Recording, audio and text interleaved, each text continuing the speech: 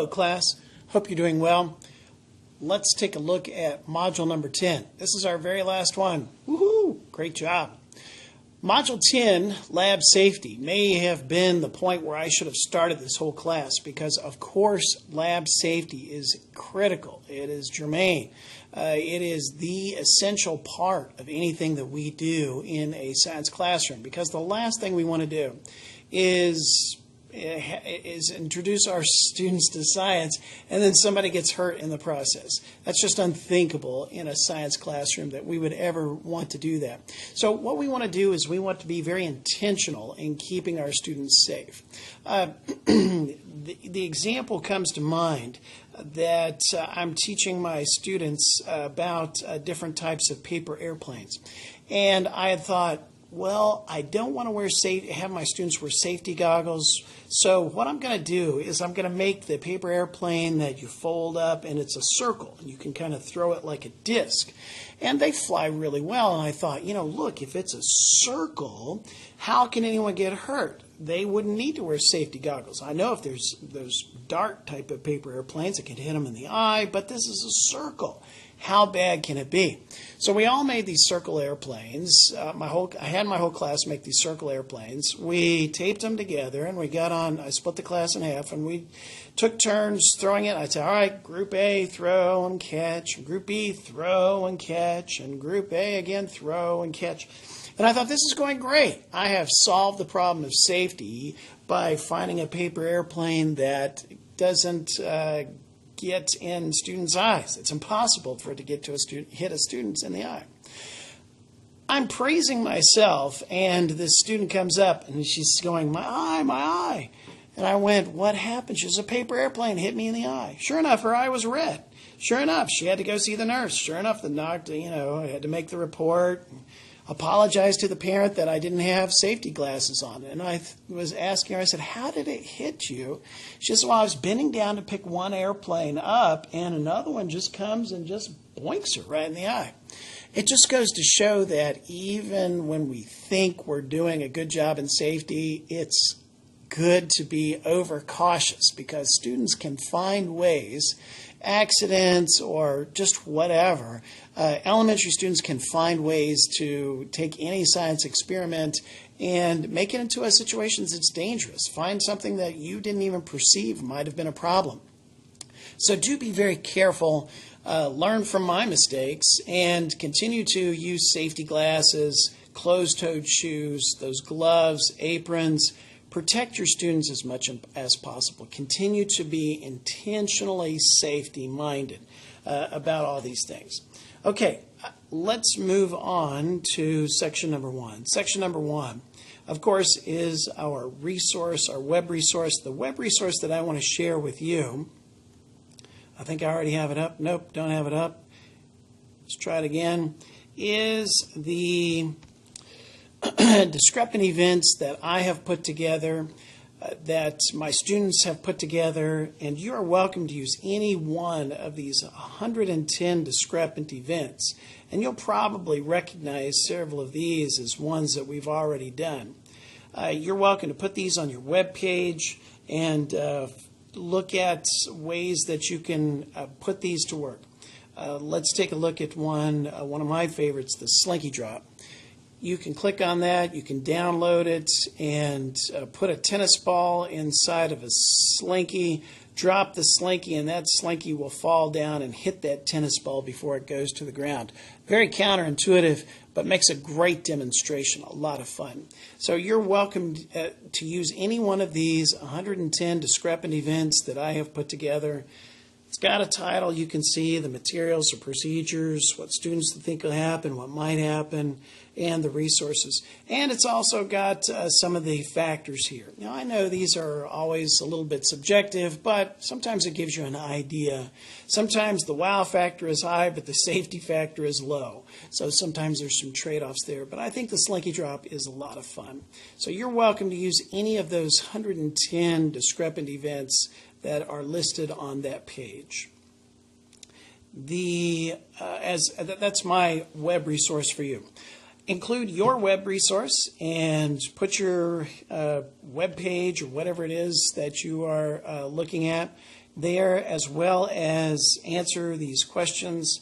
Talk to me, to the class, a little bit about what it is, what does it do, what grade levels, and how might a teacher use this in their lesson plans. And then, of course, post that onto the Blackboard under discussion board and, of course, section 1, and create a tab there. Create a thread, excuse me. And that'll take care of section 1. Section 2. This is our last discrepant event. Hopefully these have been things that you've enjoyed putting together. Hopefully these are things that you will be able to use in your science classroom, and things that you can put up on your own web page that you are doing in the class, so that your teacher, your colleagues, your evaluators, like your principal or your associate principal or your lead teacher, can see these things that you're doing, as well as parents. They can see the great work that you're putting up on the net. The discrepant event that I would share with you is the newspaper tree. Take 5 pieces of newspaper, roll them up around a Christmas tree roll, and then tape them. Cut the same end, 4 sides, half and half, so you have 4 equal sections. Turn that over and pull it up, and you make the coolest newspaper tree that you've ever seen. It's a ton of fun. Students love it. You can do it on Arbor Day. You can do it any way you want to, but it's a ton of fun because the students get to take home their own tree. The students can roll it back down and make it grow again. If you want to do Christmas wrapping paper, a little more expensive, but it sure is pretty on a Christmas day, Christmas celebration just before you go on Christmas holiday, to pull out those and make a Christmas tree. Or make a Christmas tree using Christmas wrapping paper. Otherwise, newspaper, very cheap, very inexpensive, works just great. This is one of my favorite discrepant events. I think that you'll like it. Give it a try. Let me know what you think. And then put your own discrepant events in here. Please do include your materials, your procedure, South Carolina state standards, what the students are thinking happen, what actually happens, and of course where you got this information from. I'm looking forward to looking at your discrepant events. They are always enjoyable, always fun. And if I use those, if I don't already have those as one of my 110, I'll be requesting that I can use that and post it up there. And I will give you credit for it. Put your name at the bottom as the contributor, main contributor for this. So thank you for putting together these discrepant events. Section 3. What I've put together are some lab safety resources. And here in the first one, you click on it, common questions to lab safety, NSTA standards. NSTA has a very large resource for science, National Science Teachers Administration. Click on those, just click around a little bit, because you might find some things there that will be things that you can use, things that you might, resources you may want to post on your own web page, blog, or wiki. And then here are some additional lab safety publications. This is optional. I just put this down as resources. Certainly I'm not expecting you to read all this. I'm just giving you some extra resources. Again, things that you may want to post on your own web page, blog, or wiki. The guiding questions are designed to help facilitate your thoughts about safety in your classroom, and to perhaps find areas where you can make the science classroom a safer place. If nothing else, to raise awareness as you go through your science lesson, to continue to look at ways that you can make your science lessons, your science demonstrations, your science class, yes, interesting. I'm all about the interest, and I'm all about the hands-on, but we want to make it safe. And I think we can do them both. But I think it takes purposeful thought, and that's what I'm trying to get you to do here. So please write me 3 to 5 sentences on reflection about these guiding questions, mainly concerning what are things that we can do in a science classroom to keep our students safe. Okay, section 4. what I would like you to do is I would like you to write a lab safety lesson. Now, this is a lesson that you may want to do the first week of class. This may be a lesson that you've already got, and maybe you want to just take it out and repolish it. What I would like you to do is include these 5 items in your lab safety lesson. Of course, the lab safety equipment, it's great to include a YouTube video about these, either safe or unsafe procedures. What are some student readings that you may have your students do? What are some safety activities that you can have your students do? And a quiz. And what I've tried to do is put each one of these 5 parts into an exploration, engagement, explanation, elaboration, and evaluation. I've tried to put these into the 5 steps that we have here for our model lesson plan, our 5 E's. Yeah, engagement, exploration. So take a look at those, write up that lesson plan, put in those resources, and for a YouTube or the other things, just put a web link. I'll click on it and I can see what it is that you're doing.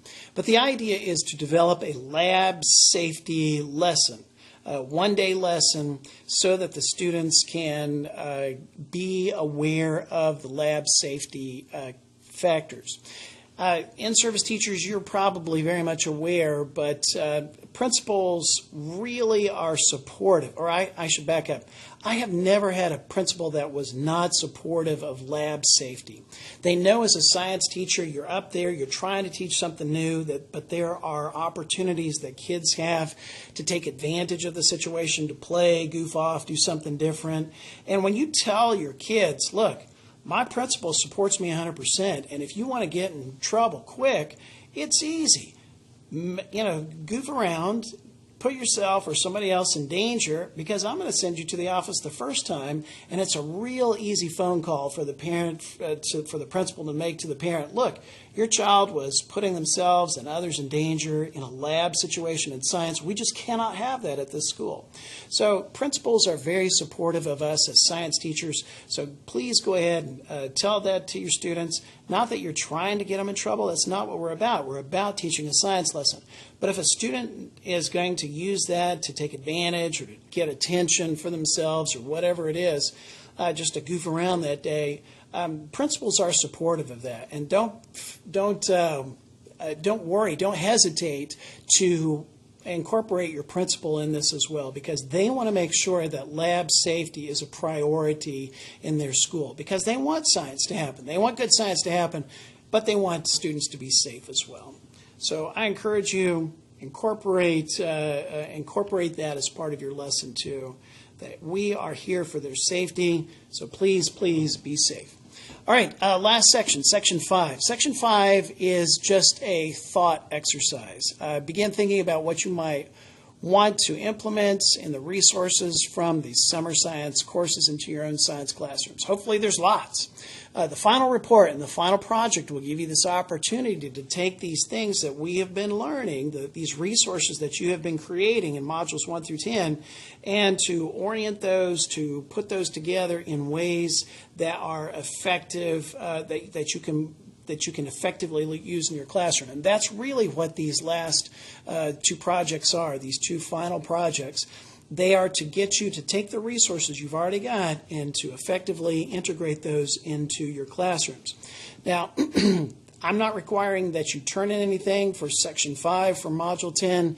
This is just to get you to start to think, what have I done and how am I going to use this in my classroom? The optional science, the alternative option is the science mystery. If you want to do the science mystery, of course you can skip the final project or the final report if you do all 10 of those science mysteries. I am looking forward to looking at your work and your creativity, and I would welcome your phone calls and emails if you have any questions or comments, or if you would like to modify this assignment. in order to better meet your students and your goals and your expectations. Because, as I've said all along, I want these things to be practical. I want these things to be things that you can use in your science classrooms.